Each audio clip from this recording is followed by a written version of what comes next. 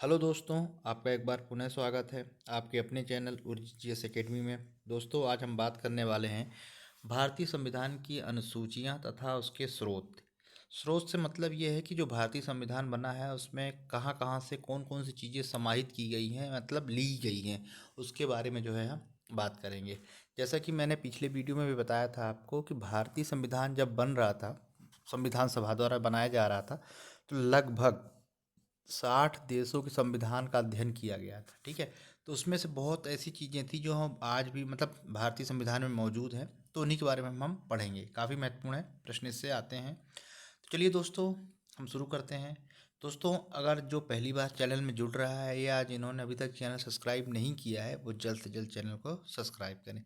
साथ ही साथ वीडियो को ज़रूर लाइक करें और शेयर करें। तो चलिए दोस्तों, हम शुरू कर लेते हैं भारतीय संविधान की अनुसूचियाँ। दोस्तों, जब संविधान, जैसे कि मैंने बताया था कि 26 नवंबर 1949 को जब संविधान अंगीकृत हुआ, ठीक है, मतलब जब उसको अपनाया, तब उस समय पे जो है संविधान में केवल 8 अनुसूचियाँ थी और सॉरी, और आज अनुसूचियाँ 12 हो गई हैं। ठीक है, तो एक एक करके हम देखते हैं और प्रश्न इससे पूछे भी जाते हैं। तो पहली अनुसूची है राज्यों के नाम एवं उनके न्यायिक क्षेत्र। जो पहली अनुसूची है वो क्या कह रही है?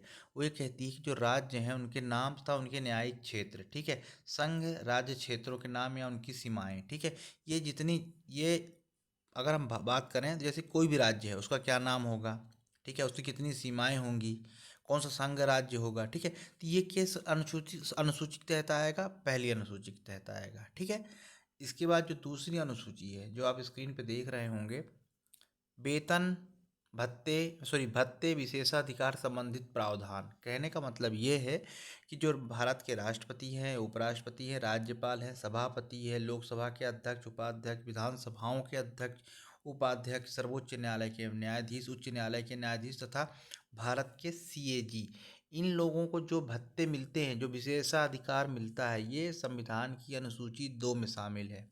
ठीक है, सॉरी, तो आप इसे एक बार ध्यान रख लीजिए। इन लोगों के जो वेतन और भत्ते हैं और विशेषाधिकार जो इनको मिला हुआ है, ठीक है, वो संविधान की अनुसूची अनुसूची 2 में शामिल है। ठीक है, पहला तो हो गया, पहली अनुसूची में हो गया राज्यों के नाम तथा उनके न्यायिक क्षेत्र या सीमाएं। ठीक है, दूसरी में हो गया भत्ते विशेषाधिकार संबंधित प्रावधान, अनुसूची 2 में है। ठीक है, चलिए, तीसरी अनुसूची कहती है कि इस अनुसूची के तहत, ठीक है, CAG, सर्वोच्च न्यायालय और उच्च न्यायालय के न्यायाधीश, संसद सदस्य, इन सभी की जो शपथ होती है, ओथ होती है, वो जो है संविधान के जो अनुसूची है उसमें 3 में बताया गया है। यानी अनुसूची 3 में प्रावधान किया गया है कि जो शपथ होगी, ठीक है, उम्मीदवारों की, यानी अनुसूची के तहत उम्मीदवारों को दी जाने वाली शपथ जो है अनुसूची 3 में जो है इसको रखा गया है। ठीक है, चौथी अनुसूची जो है, जो राज्यों और केंद्र शासित प्रदेशों में राज्यसभा की कितनी सीटें आवंटित होगी, ये अनुसूची 4 में बताया गया है।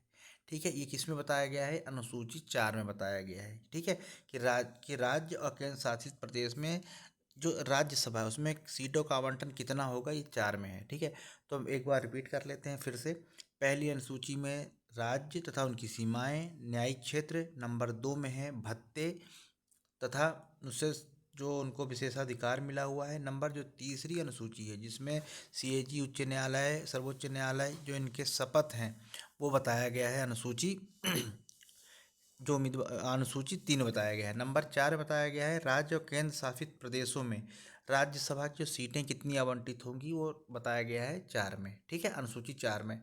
पांचवी अनुसूची क्या कहती है? पांचवी अनुसूची के तहत अनुसूची और जनजातीय क्षेत्रों में प्रशासन और नियंत्रण संबंधित उपबंध कहती है पांचवी अनुसूची।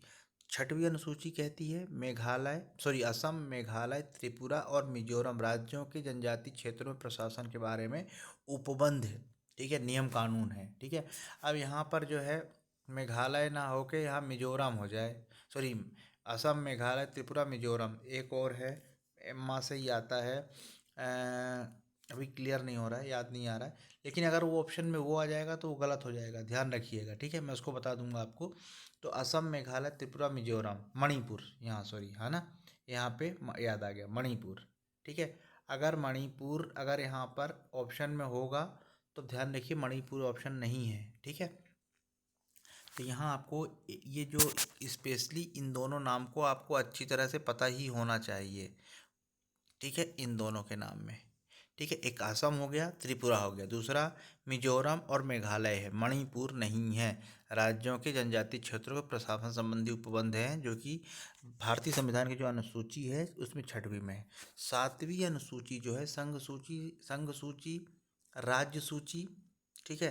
संघ सूची, राज्य सूची और समवर्ती सूची के बारे में क्या है, उपबंध है, किसमें है, वो है 7वीं अनुसूची में, ठीक है। संघ सूची वो सूची होती है जिसमें केंद्र सरकार नियम बना सकती है, राज्य सूची वो होती है जिसमें राज्य नियम बना सकता है, और समवर्ती वो सूची होती है जिसमें दोनों नियम बना सकते हैं। लेकिन अगर कोई भी ऐसा कानून होता है जिसमें कि दोनों में कॉन्फ्लिक्ट होता है या ऐसा लगता है कि ये कानून सही नहीं है, तो राज्य संघ सूची जो संघ के द्वारा बनाए गए कानून को ही प्राथमिकता दी जाती है। 7वीं अनुसूची क्या कहती है, 7वीं अनुसूची संघ सूची, राज्य सूची और समवर्ती सूची से संबंधित है। 8वीं अनुसूची संविधान में वर्णित 22 भाषाएं हैं।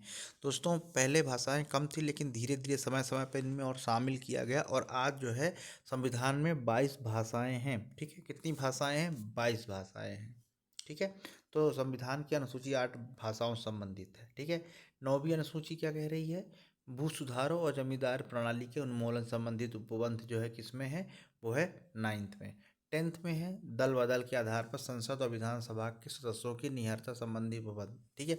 दल बदल, जो दल बदल करते हैं राजनीतिक दल, उससे संबंधित जो है संसद और विधानसभा में उनकी मतलब सदस्यता रहेगी कि या नहीं रहेगी, इससे संबंधित उपबंध जो है 10 में है। 11वीं में अनुसूची में पंचायत संबंधित उपबंध है और 12वीं अनुसूची में जो है नगर पालिकाओं संबंधित उपबंध है, ठीक है। तो ये जो है कुल हो गई 12 अनुसूचियाँ, ठीक है। एक न एक प्रश्न जो है इससे प्री में पूछे जाते हैं, कोई सा भी एग्जाम हो, सभी एग्जामों में जो है अनुसूचियाँ पूछी ही जाती हैं, इंपॉर्टेंट है इनकी, ठीक है। अब बात करें अगर जैसे यूपी पीसीएस हो गया या एमपी पीसीएस या सीजी पीसीएस, जो भी हिंदी भाषी जो स्टेट है, उनमें जो है जो मेंस का एग्ज़ाम होता है, जो पीसीएस एग्ज़ाम है मेंस है, तो उसमें एकदम एकदम क्लियर कट पूछा जाता है कि भारतीय संविधान की 12 अनुसूचियों को लिखिए 100 शब्दों में। तो अगर आपको ये पूरा याद है तो आप एज इट इज ऐसे लिख सकते हैं तो बहुत अच्छे मार्क्स मिल जाएंगे, ठीक है। बशर्ते आपको पूरा याद होना चाहिए, ठीक है। तो ये हो गई अनुसूचियाँ। अब इसके बाद जो है अगला जो आता है, जैसे मैंने बताया था भारतीय संविधान के विभिन्न स्रोत, ठीक है। भारतीय संविधान के विभिन्न स्रोत, तो कौन सी चीज़ कहाँ से ली गई है जो हमारे संविधान में आज भी है, उसके बारे में जो है हम पढ़ेंगे। हाल ही में 2023 में आप देख लीजिए, 2023 में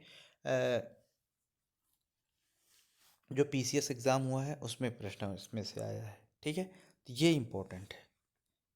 जैसे मैं हर बार ही कहता हूँ कि ये सब चीज़ें बहुत महत्वपूर्ण हैं, आप देखेंगे तो कहीं ना कहीं बहुत बार रिपीट हुई है। तो अब हमने ब्रिटेन से क्या लिया, क्योंकि ब्रिटेन के हम बहुत दिनों तक ब्रिटेन गुलाम रहे, ठीक है। उन्होंने हमें हमारे देश में राज्य किया, तो उससे हमने क्या क्या लिया। तो जो संसदीय संसदीय प्रशासन है, विधि का प्रशासन है, शासन है, विधायी प्रक्रिया, एकल नागरिकता, मंत्रिमंडल प्रणाली और द्विसदनी व्यवस्था, परमाधिकार लेख, ये जो है ये पढ़ेंगे हम। 5 रीट होते हैं, इसमें से एक रीट परमाधिकार जो लेख है रीट है, वो भी हमने ब्रिटेन से लिया है। इतनी चीज़ें जो है हमने ब्रिटेन से ली है, जिसमें से एकल नागरिकता। एकल नागरिकता क्या मतलब होता है, बहुत बार आया हुआ है। तो एकल नागरिकता का मतलब ये होता है कि मान लीजिए कि अभी जैसे मैं अपने आप को बोलता हूँ, अभी मैं इंडियन हूँ तो मुझे भारतीय नागरिकता प्राप्त है। कल का मैं अगर यूके में चला जाऊँ तो मैं यूके की नागरिकता ले लूँगा और वहाँ बस जाऊँगा, तो मुझे जो तो भारतीय नागरिकता है वो अपने आप स्वतः ही जो है समाप्त हो जाएगी। यानी एक जगह की एक ही नागरिकता ले सकते हैं, एकल नागरिकता, ठीक है।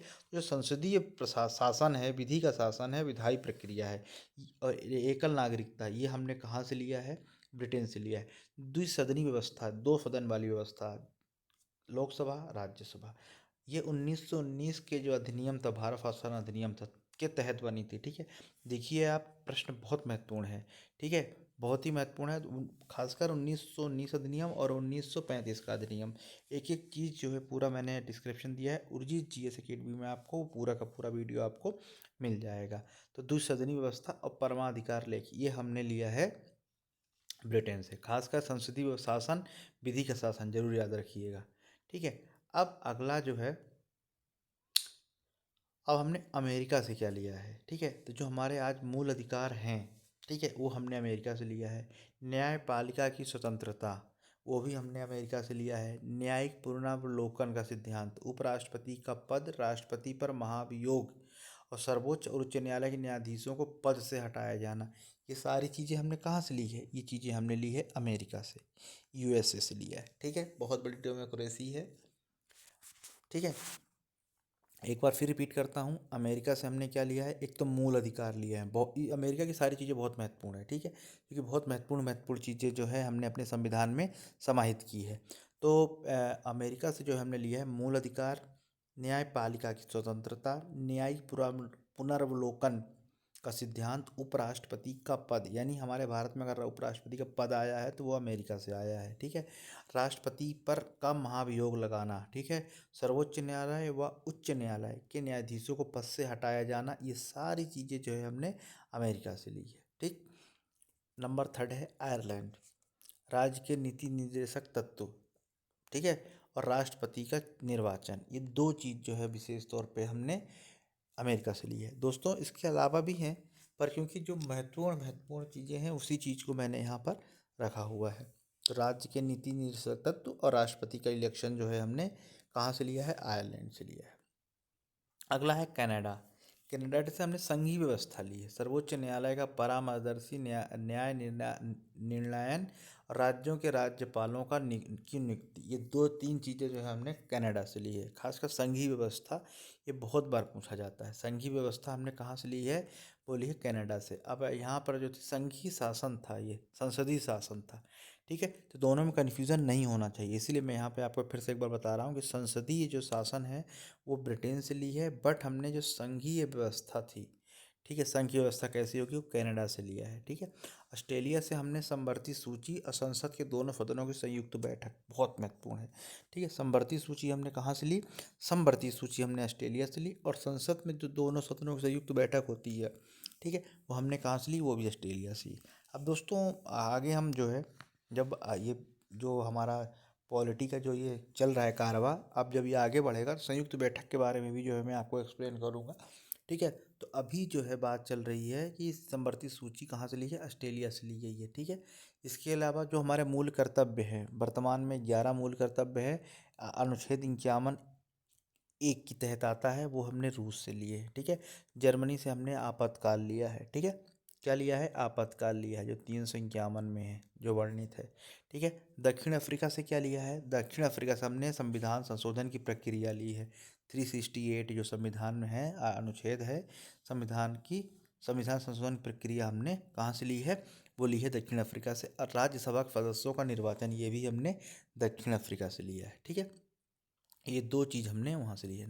और जापान से हमने विधि द्वारा स्थापित प्रक्रिया ली है। कहाँ से ली है? जापान से। इसके अलावा जो है, जैसा कि मैंने आपको जब 1935 अधिनियम पढ़ा रहा था वीडियो में, तो उस समय मैंने बताया था कि जो हमारा संविधान है, बहुत सारी चीज़ें जो है यहाँ से ली गई है। ठीक है, तो क्या क्या चीज़ भैया हमने वहाँ से ली है, एक बार इस पर भी नज़र हम डाल लेते हैं।